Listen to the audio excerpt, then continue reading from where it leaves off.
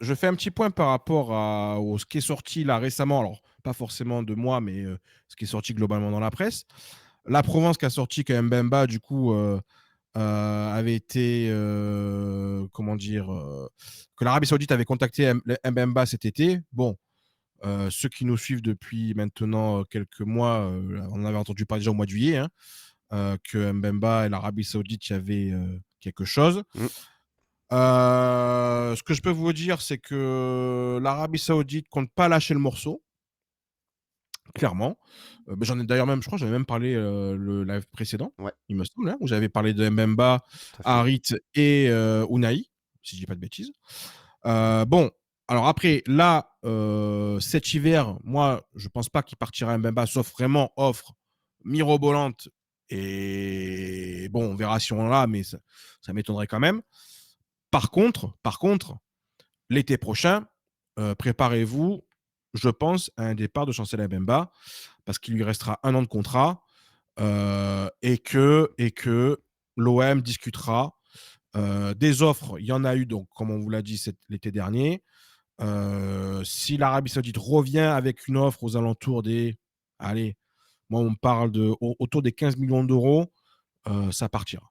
Ça partira, Chancel il partira, parce que pour un joueur de son âge, j'ai même précisé de son âge, 1 an de contrat, 2 belles saisons chez nous. Ouais. Voilà, je pense que pour l'intérêt de tout le monde, il y aura un transfert qui se fera. Voilà.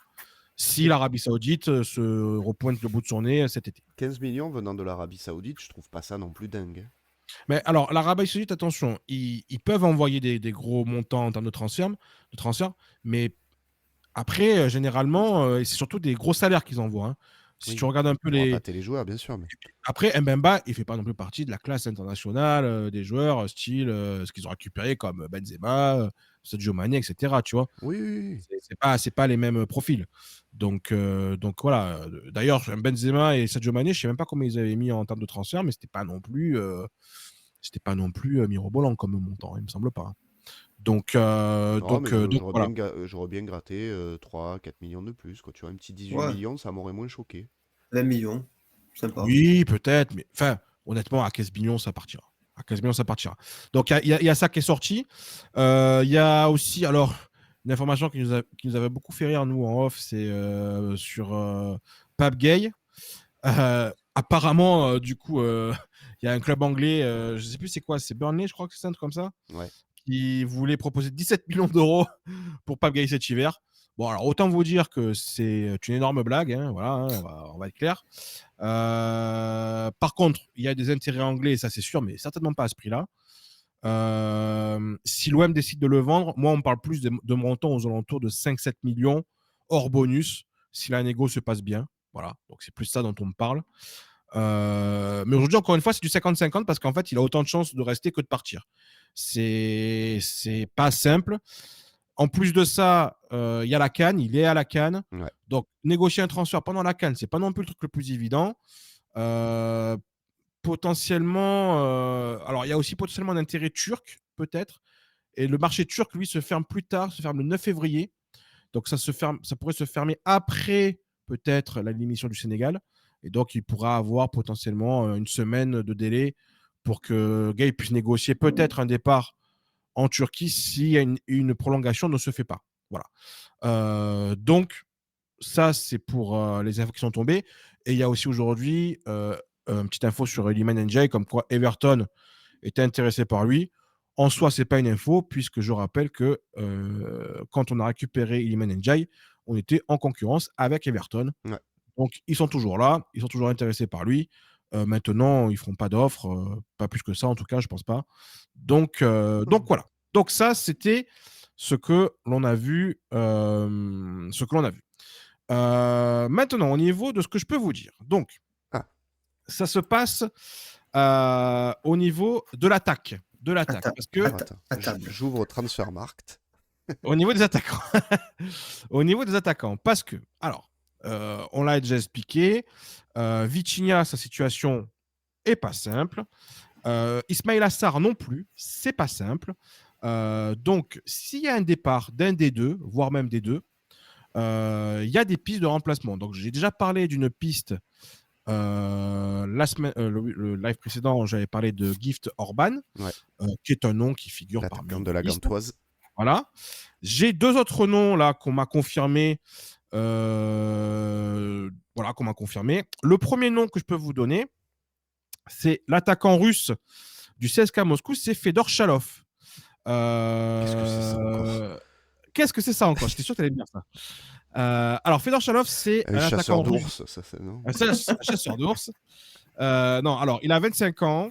Il a fait toute sa carrière, du coup, au CSKA Moscou, sauf il a fait un petit prêt de 6 mois au FC Bâle qui s'était Oh, pas hyper bien passé. c'est le cuisance russe. Voilà, c'est un peu le Cuisance russe. Bon, il est international russe. Il a 246 matchs à Moscou, 84 buts pour 42 passes D. C'est pas dégueu. Voilà. Il fait partie de ces attaquants, voilà, bon, qui joue évidemment au CSKA Moscou. C'est un assassin, tout à fait. Voilà. Et il va régler le problème avec le groupe de supporters pendant les réunions. Il va- 2 en 1. 2 en 1, ça va être magnifique. On va regarder un peu toutes ces stats historiques. Voilà, mais en tout cas, bon, alors, pourquoi c'est une piste? Je vais vous expliquer pourquoi. Déjà, bon, il est assez polyvalent. Il lui reste 1 an de contrat. Il est en fin de contrat en décembre 2024. Et puis surtout, dernier point qui va plaire ou non, c'est qu'il fait partie de cette fameuse agence de joueurs qui Ah, s'occupe notamment de Pablo Longoria, mais aussi de Valentin Rangier et Bamo Meïté, hein, parce qu'il faut aussi citer Valentin Rangier et Bamo Meïté qui sont aussi dans cette agence de joueurs. Voilà. Donc la connexion est naturelle, on va dire, entre l'OM et les représentants du joueur. Alors après, c'est pas un dossier hyper simple dans le sens où, en termes d'image, déjà, récupérer un joueur russe, ouais, bon, c'est pas la mode. c'est pas le truc le plus à la mode. Alors même si bon, Monaco, ils ont Golovin, ils sont très contents avec lui. Voilà. Bon, nous, après, on n'avait pas eu de problème à récupérer Gigot, par exemple, en Russie, au moment de la guerre non plus. Donc, mais bon, Gigot n'est pas russe. Voilà. Bon, ça serait pas un prix de toute façon totalement délirant pour lui. On serait plus sur on me dit, du 10-15 millions d'euros. Mais en tout cas, il fait partie d'une liste d'attaquants ciblés très clairement par contre, je répète bien, en cas de départ. En cas de départ d'un attaquant devant. Parce que si ça bouge pas au niveau des attaquants devant, il n'y aura pas de renfort, hein. Je répète quand même qu'on a Aubameyang, Vitinha, Correa, Ndiaye, Sarr. Donc ça fait 5 attaquants pour 2 places si on reste dans ce 3-5-2. Donc s'il n'y a pas de départ, il n'y aura pas d'arrivée.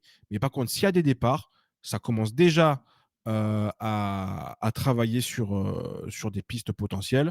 Il y a Gift Orban, pardon. Il y a lui. Et il y en a un deuxième. Ah, Enfin, du coup, un troisième. Ah, Alors, je ne sais pas si le nom va vous parler, parce que ce n'est pas non plus un nom hyper connu, mais pour ceux qui s'intéressent notamment au championnat italien, c'est un nom, et même d'ailleurs ceux qui s'intéressent au championnat portugais, c'est un nom qui va vous parler. C'est l'attaquant du Benfica, c'est Arthur Cabral, l'attaquant brésilien. Alors, oui, j'en ai Arthur entendu Cabral, parler, oui. il est arrivé cet été du côté de Benfica. Il est en échec, hein, clairement, Ouais. au, Ouais, un au peu niveau comme du Benfica, parce Benfica, hein.